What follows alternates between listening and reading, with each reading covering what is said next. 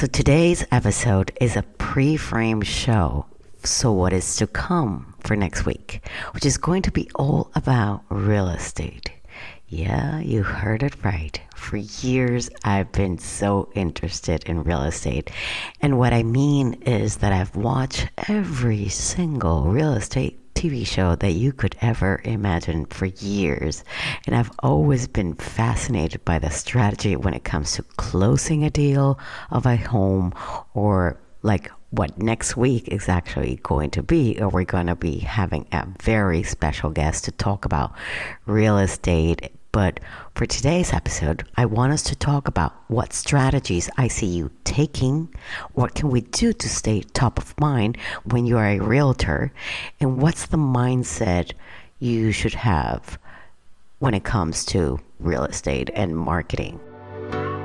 Hey, I'm Veronica Polo, and with more than 15 years being a marketing strategist, you're going to experience the new way to promote your business with clear and unique messaging by giving you actionable marketing and messaging strategies that get you interested leads to transform the lives of your audiences so that you build up your brand with continuous momentum.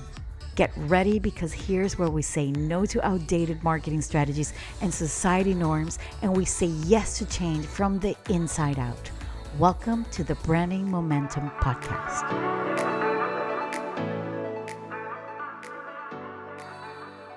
Okay. I don't know if you've ever watched $1 Million Listing New York or any of those shows, and what I love seeing in those kind of shows is like the back and forth of getting, the deals done. And, it's a bit scary, but it's also very thrilling how they come into these situations, right?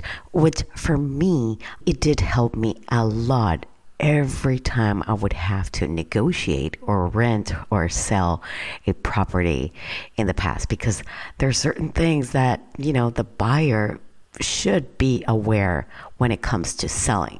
But that's all for next week, right? The conversation here we're going to be having today, it's for those of you that are realtors, or you wish that you wanted to be a realtor, but maybe you have a property, or you rent, or you sell, or you have an Airbnb, but maybe you are a realtor that it's in this savvy business, and maybe you're starting.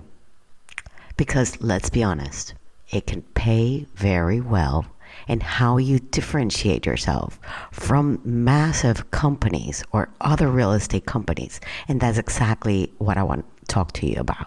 So let's do a little role play here. Let's think about that I'm going to be pretending, what would I do if I was a real estate agent? What would be my marketing strategies behind this? But I want to give you a first note after this, so I don't want to lose you into this conversation. Yes, right now I am talking about real estate, but I could very well be doing this for any other kind of business.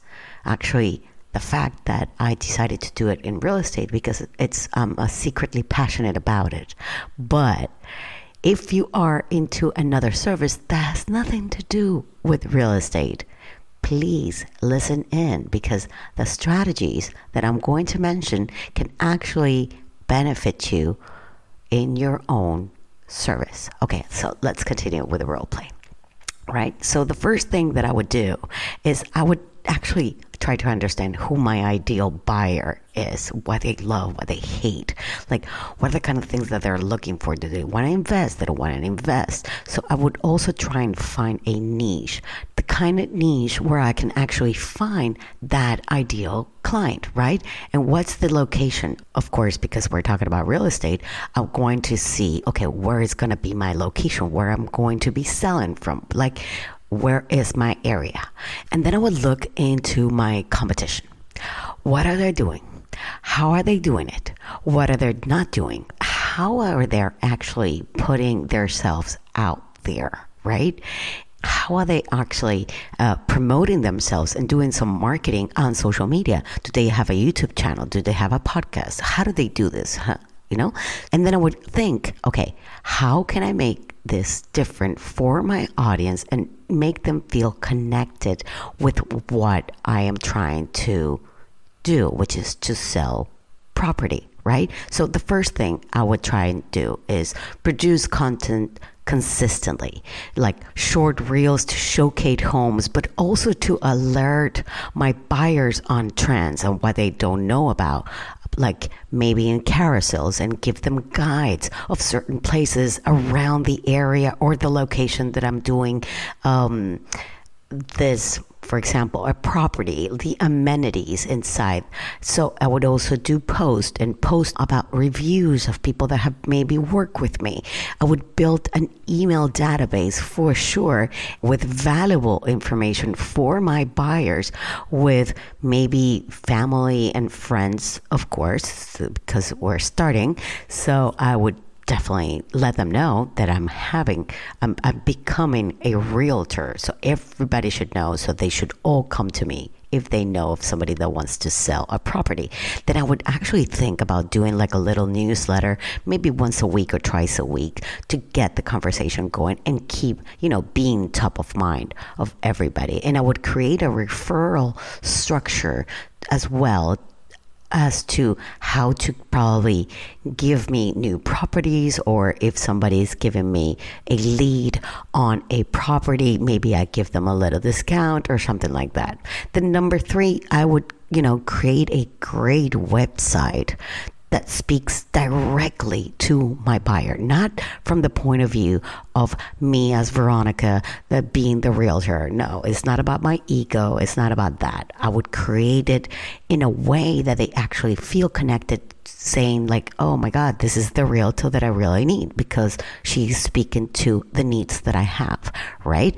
And then I would make it really SEO friendly. Like I would make sure that whatever I'm writing, it's going to be a great SEO, so it's picked up by Google, right? Or any other, like YouTube and all of that.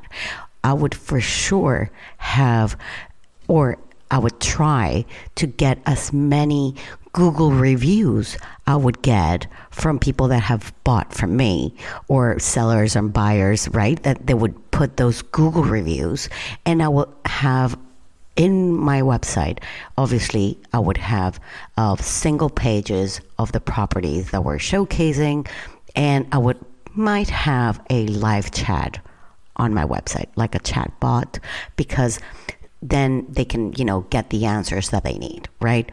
Then I would do this is called like reciprocal marketing, which is you use, like, for example, local restaurants and businesses that can actually refer you to potential buyers, so that you actually do the same. You obviously also promote their business as you are selling. Like if you are having a showing or something, you can tell them, but this restaurant and that restaurant are great places, and maybe you get a referral from that, and they also do the same to you.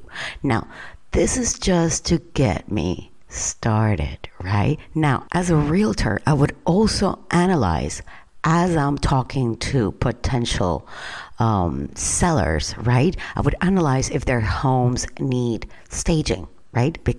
And make sure that the house is not cluttered, and depersonalize it, and it looks very great. Maybe the house needs a little paint job, or it needs a little bit cleaning outside on the house, because sometimes those weeds need to be cut out for people to actually buy. People buy with their eyes, right?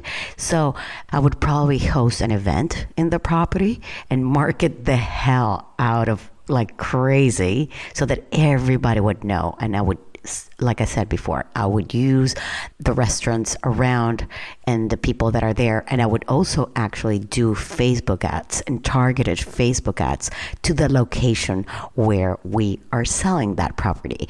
I would definitely create like a virtual walkthrough video explaining what's inside of the home, but I would actually take that little video and I would chop it into little pieces to make reels and little short YouTube videos. Because at this point, like I said, everything that you're putting out, it needs to be different. So I would definitely probably have a YouTube channel to showcase the property. Then I would actually create like little flyers, very simple, one piece or postcards or anything, and I would distribute it around the neighborhood, in all, even to the neighbors, the next door neighbors and local restaurants, and let them know what are the specs in the property, because the people that are actually around that property may want to buy, may want to go, or they may actually know people that may want to buy the property, right? And then I would definitely hire a good photographer or a videographer to create professional pictures for the flyers, for the website, and even for the social media, because people see things through their eyes. People buy it through their eyes. So the pictures need to be very good quality, right? And maybe we could get drones, or if we do little videos with drones, why not? If it's too expensive, who knows? Maybe once we're already, more famous, right? But then all this material, all this would go for sure into the website and to our social media platforms, right? So this is exactly what I would do. And this is something that I would actually do if I had any other business. Why? Because we want to get into people's head. We want to be on top of mind. We want to be sure that we are specialized into something. So my specialty has to be really specific to what I am doing.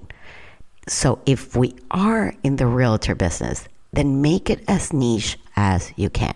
There's one thing, but when I was doing the research for this episode, I went on social media and tried to look at all the social media realtors out there. And this is something that you should do, but you should also do it in your own world, okay? When I said realtor, houses came up. Only houses, pictures of homes or videos. And that was it. And very few people had valuable information. Very few people were giving advice to their potential buyers. Very few, like really few. This is like a hot, trending thing that if you don't see something, that there is a gap, there is a hole there. You should take advantage if you don't see something that should be so obvious, okay? Because homes, empty homes won't sell themselves. They need to have people inside. Maybe that's why the staging is so important. But besides the staging, you need to set them into the mood. What is to live in a property? What are the things around that property? What goes on in that neighborhood, right? They have to feel connected. So as you are thinking of your social media in general, in whatever service you provide, be sure to always humanize it and provide value, because empty homes don't sell themselves. You have to give your 2 cents. You have to give them something for them to want to contact you. It's not enough to just simply put a slide of pictures when you are not saying anything. Like, I don't go into posts like that. I don't. I want you to consider and think about it. Do you go into posts like that don't say nothing? Yeah, maybe we're a little bit curious and we flip the pages, but that's not going to make you buy. That is not going to make you buy. So the way that you would actually make somebody buy property or any kind of service is by you tapping into what they actually want, what they actually need, getting into their head, understand who is your buyer. And that was the first thing that I said. That's why I put the title real estate, but really we're talking about everything. We're talking about everything. Okay, I think this is enough, and this is a great way to, get you all to listen to next week's episode, which actually I have not recorded yet, to be honest. So this is, Anyways, I hope you have a wonderful day. I'll see you same time, same place next week. Bye-bye.